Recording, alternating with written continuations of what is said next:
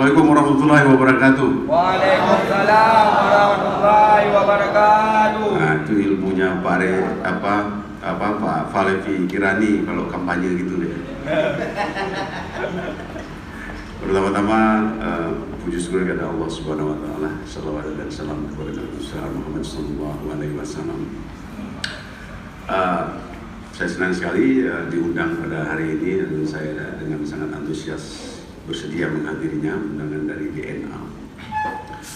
Pertama, bagi saya ini obat awet muda karena saya kadang-kadang merasa saya dikerjain panitia karena ini diskusi milenial, isunya isu milenial, ya, dan generasi yang duduk di depan ini termasuk milenial semua. Saya yang bukan, jadi atau mereka transisi lah. Tapi kalau Rahmat atau Haikal saya kira masih generasi milenial. Kalau saya generasi 90-an, jadi saya ini termasuk baby boomer, old school. Jadi saya ini di tengah-tengah Anda ini seperti barang antik semua. Ya tapi nggak apa-apa. Kalau orang Medan bilang sur juga awal. Nah cuman bedanya saya adalah old school yang update.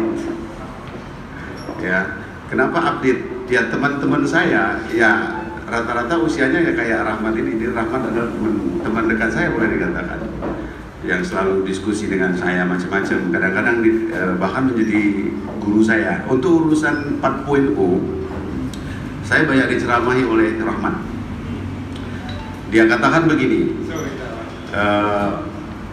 saya pernah diajarin, ya, bahkan dibodoh-bodohin sama Rahmat. Ini generasi abang ini, dia bilang, adalah pertama ada 3 cirinya. Pertama, generasi baby boomer kayak abang ini pertama nggak tahu tapi sok tahu. Yang kedua malas belajar, maksudnya belajar tentang hal-hal baru. Yang ketiga apa, Mat? Yang ketiga tidak relevan. Karena generasi saya ini banyak yang email saja jarang pakai, Twitter yang nggak pakai. Bahkan yang paling populer dan paling pasaran pun Facebook juga nggak tahu. Jadi sangat old school. Sementara kita hidup di zaman yang disebut zaman 4.0 itu.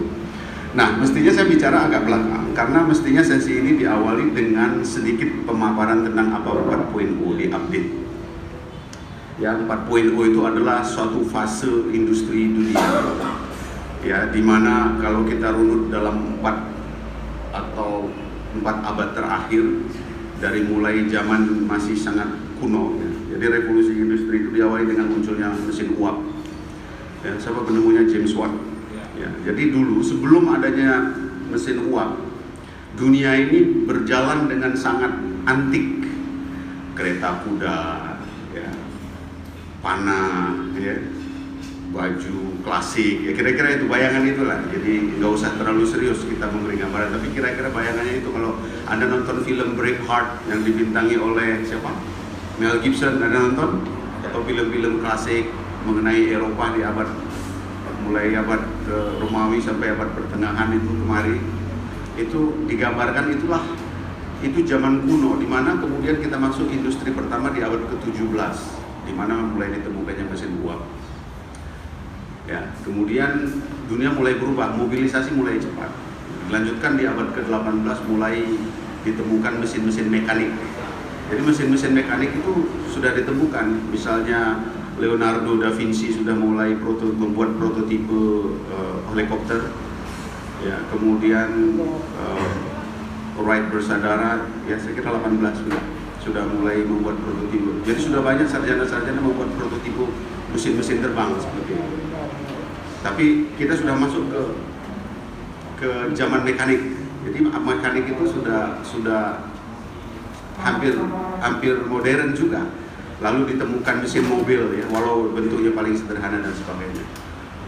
Lalu di abad ke-20, 1920, kita sebenarnya abad 20 itu sudah dalam tanda kutip modern. Kenapa? Karena misalnya tahun 30-an itu pesawat terbang sudah mulai dibuat. Jangan salah, tahun 1930 pesawat terbang itu sudah ada. Tahun 45 pesawat terbang udah mulai biasa. Itu pesawat di Belang Padang itu kan produknya sebelum tahun 45 itu. Ya sudah ada tuh mesin modern, kemudian masuk ke internet. Saya pribadi mulai bersentuhan dengan internet, bukan internet ya, menggunakan laptop itu tahun 90, dulu komputer jangkrik, dan masih belum ada internet pada waktu itu, tapi DOS ya, belum masuk internet. Nah, tapi sebenarnya internet masuk di masa itu. Lalu masuklah industri 4 ini. Industri 4 ini kalau secara teori di mana semuanya mengenai Internet of Things, segala-galanya pakai internet. Anda sudah tahu lah, saya nggak perlu jelaskan itu, tapi terlalu teoritis, nggak enak kita diskusi soal itu. Anda bisa baca di mana kita antara manusia dengan mesin, kemudian alat-alat mesin, kemudian alat-alat elektronik itu sudah bisa saling terkomunikasi dan hampir tidak ada batas lagi. Ya, kemudian ditemukan artificial intelligence. Jadi sekarang bahkan misalnya yang gambaran yang paling sederhana yang paling bisa dijelaskan adalah sekarang ini Anda bisa searching Google itu tanpa tangan, hanya menggunakan mic. Jadi ada alat dipasang di kepala, deep mind ya, pikiran terdalam. Jadi ininya di sini, laptopnya di sini. Anda nggak perlu lagi gunakan pakai tangan. Jadi udah ada interaksi antara tubuh Anda, biologi, jadi biologis manusia dengan mesin dengan menggunakan internet. Jadi Anda cukup bayangkan aja. Sejarawan abad 17 yang menemukan teori ini, langsung itu muncul di kepala kita dan kita dengarkan si internet bicara. Kira-kira begitu gambaran hari ini. Jadi segala hal menjadi lebih dipermudah. Nah, saya bukan ahli itu, ya. Saya dalam kapasitas, mungkin hari ini saya diundang sebagai aparatur negara, sebagai pejabat publik, sebagai jurubicara pemerintah Aceh. Tapi sebenarnya jabatan resminya itu adalah staf khusus gubernur yang membidangi komunikasi, informasi, dan public relation. Nah, salah satu tugasnya adalah sebagai jurubicara. Nah, saya tinggalkan itu karena itu bagian dari generasi yang lebih muda, yang ahli IT yang bisa menjelaskan lebih detail. Tapi saya berperan sebagai user sebenarnya. Bagaimana pemerintah sebaiknya, seperti juga private sector, dunia bisnis, itu mestinya harus cepat tanggap terhadap fenomena industri 4.0 itu. Karena industri 4.0 itu dia tidak mengajak, tapi dia memaksa. Ya, kita dipaksa untuk mengikuti proses penetrasi perkembangan teknologi itu. Meskipun istilah industri 4.0 ini sebenarnya baru saja berkembang mungkin tahun 2011 ya. Para pemikir Jerman dan kemudian mulai mencetuskannya, lalu pemerintah Jerman mulai mengadopsinya, bahkan pemerintah Jerman mulai membuat program-program bagaimana seluruh dunia mulai masuk dalam industri 4.0 untuk memanfaatkan apa yang disebut dengan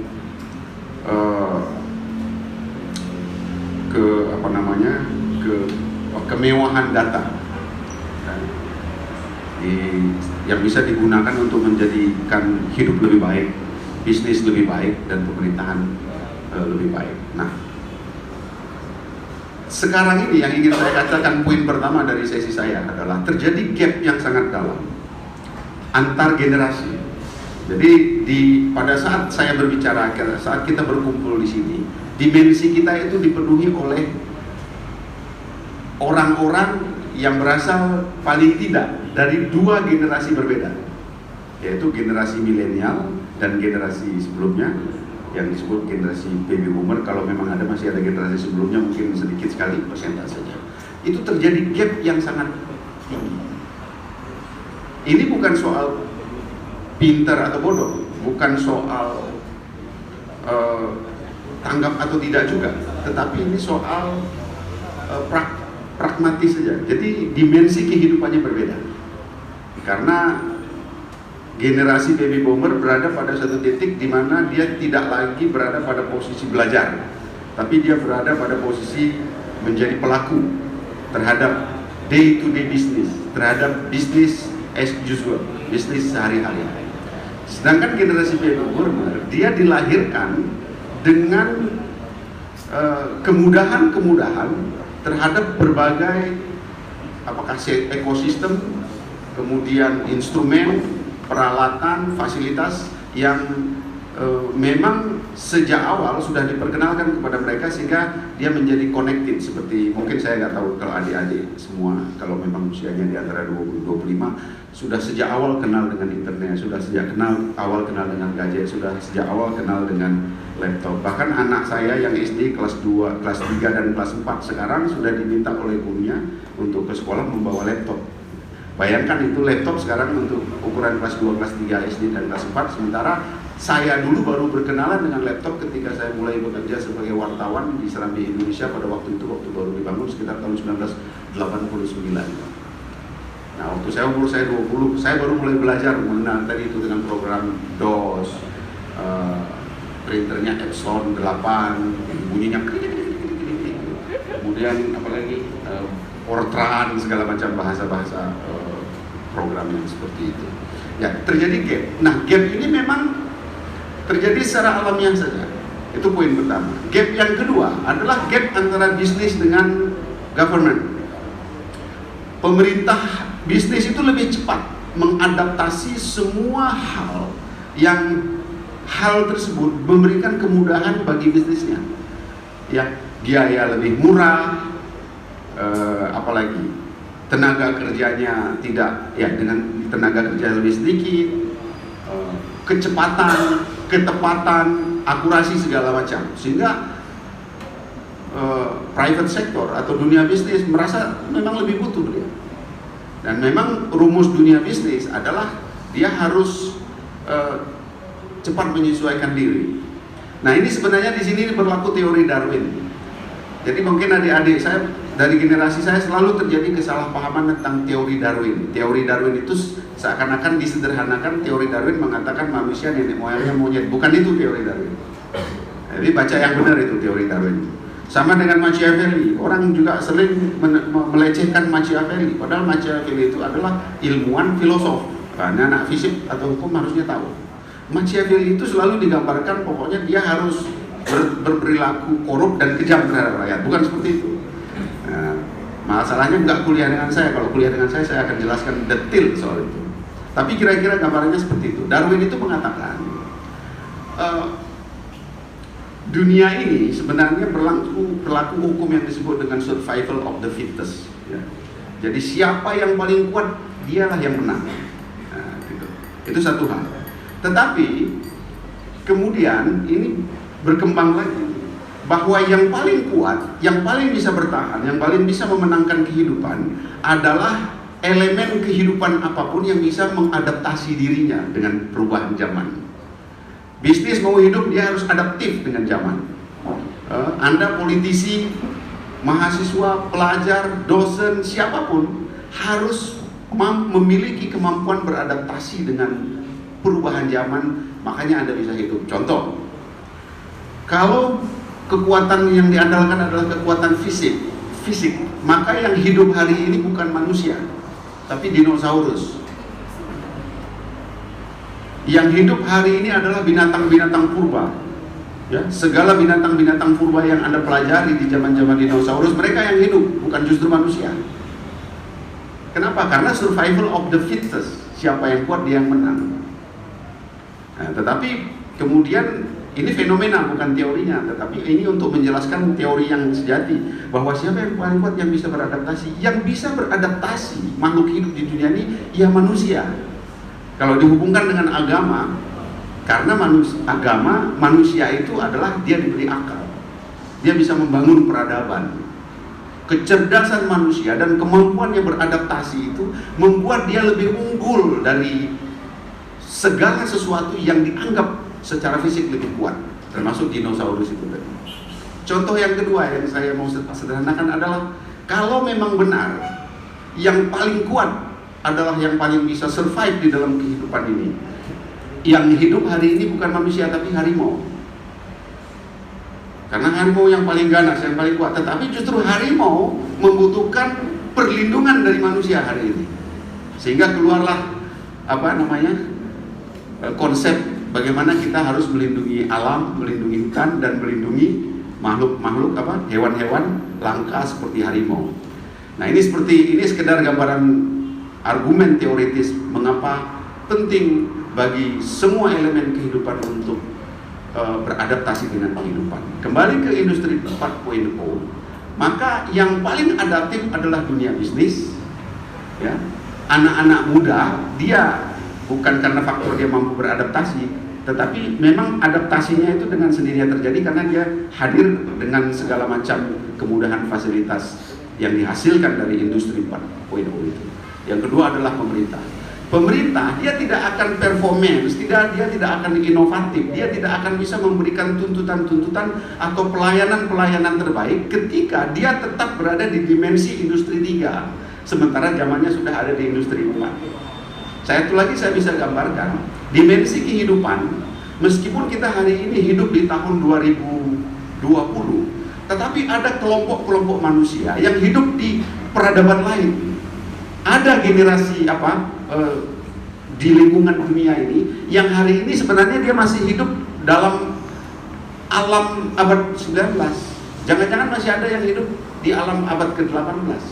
Sementara kita sudah hidup di abad 21. Ya, misalnya kalau Anda pergi ke daerah-daerah terbelakang, tertinggal, mereka tidak pakai laptop, dia tidak pakai AC, dia tidak pakai mobil.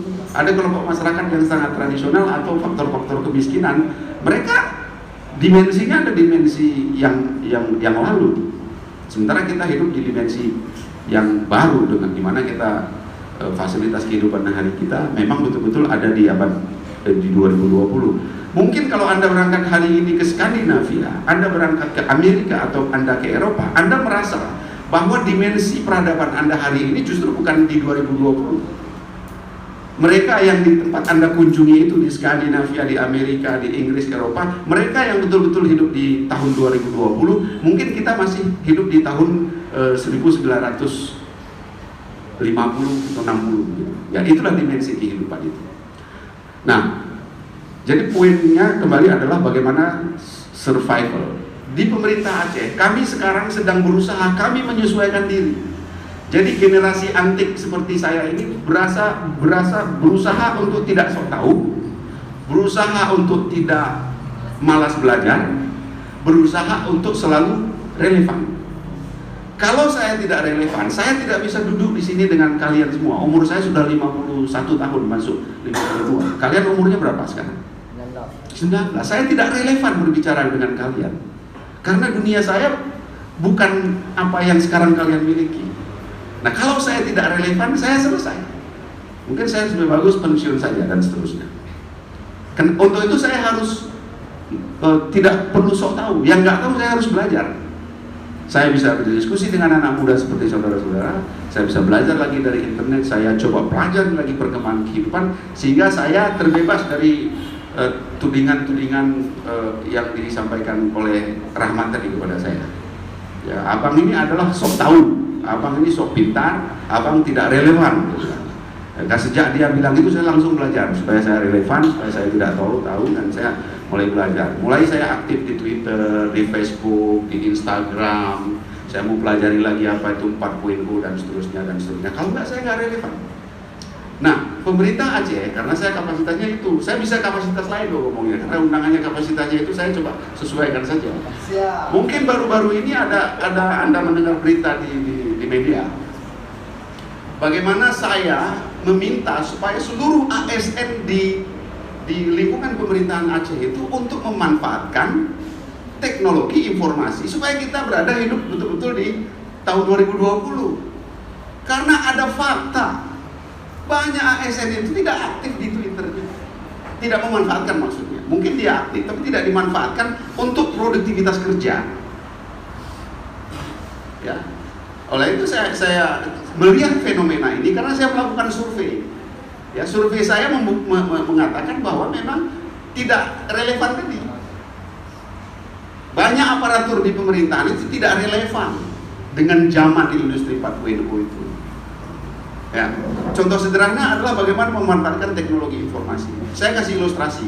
Saya dulu, meskipun saya dosen, tapi saya sering menjadi konsultan atau bekerja di NGO internasional. 10 tahun yang lalu, saya bekerja di sebuah NGO namanya International Center for Transitional Justice. Kantor pusatnya di New York. Tahun 2009-2010, ya, 10 tahun yang lalu. Saya sendirian di Aceh. Jadi kantornya kami ada di Bali dan ada di Jakarta. Lalu saya sebagai program manager di Aceh. Saya menyiapkan sendiri saja, nggak punya staff.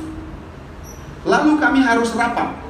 Ketika rapat, karena ini adalah NGO internasional, kami punya kantor ada di Afrika, ada di Amerika, ada di kawasan Balkan, ada di Bali, ada di Timor Leste, ada di seluruh dunia.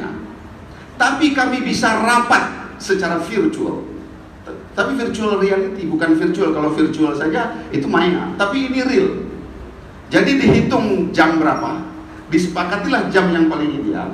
Misalnya di Amerika, di kantor pusat itu hari ini dia kan persis perubahannya. Kalau sekarang jam 10 kurang 15 pagi, di sana jam 10 kurang 15 malam. Dicari yang ini, yang pas, lalu kami rapat. Disesuaikan dengan waktu di masing-masing negara. Kami gunakan satu aplikasi. Mungkin saya nggak tahu apakah bebas dijual. Nama aplikasinya adalah Illuminate. Illuminate, boleh dicek. Kami gunakan aplikasi itu. Kami rapat dipimpin oleh bos kami di New York dengan staf yang ada di Aceh, Timor Leste, Jakarta, Bali, Afghanistan, di seluruh dunia. Kami bisa rapat 10 tahun yang lalu. Sudah kami lakukan itu. Jadi sebenarnya kalau di pemerintahan ini bisa diadaptasi, maka biaya perjalanan akan berkurang. Biaya makan-makan akan berkurang. Biaya macam-macam di kantor itu, AC itu akan berkurang. Karena staf yang terkait tinggal buka laptopnya di mana saja pun dia berada, asal. Nah itu dia, dunia 4.0 ini ada asalnya. Asal ada internet. Karena Internet of Things itu salah satu backbone-nya. Jadi kalau ada kadis, ada kabit mau berdiskusi dengan staf lapangan dan sebagainya, itu bisa dilakukan dengan menggunakan aplikasi tertentu supaya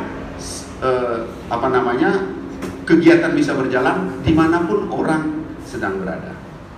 Ini mungkin waktu ya, saya lihat. Oke, saya berbicara sangat singkat seperti itu. Saya hanya ingin menggambarkan bahwa pemerintah Aceh sekarang menyadari itu, dan kami sedang membuat program. Saya minta beberapa teman, itu ada Pak Supran, teman saya dari Diskominfo, untuk hadir sekedar mengikuti diskusi ini biar connect tadi, biar relevan tadi. Kami sudah menyiapkan rencana induk Aceh Smart Province. Nah, detailnya nanti bisa panjang, dan ini kerjasama dengan ITS Surabaya, kerjasama dengan Unsia. Kami sudah siapkan rencana induk Aceh Smart Province. Aceh Smart Province adalah terobosan pemerintah Aceh untuk bisa relevan dengan zaman, dengan industri 4.0, di mana segala-galanya berbasis data, menggunakan big data, menggunakan Internet of Things, menggunakan artificial intelligence, supaya kehidupan kita bisa menjadi lebih baik dan pelayanan publik kita bisa berjalan dengan baik. Ilustrasi perkembangannya seperti itu. Nah, saya katakan, pasti ada yang bilang, oh ini pemerintah kurang. Iya, saya katakan tadi ada gap generasi, gap antara bisnis dengan government, dan itu yang sedang diatasi, termasuk dengan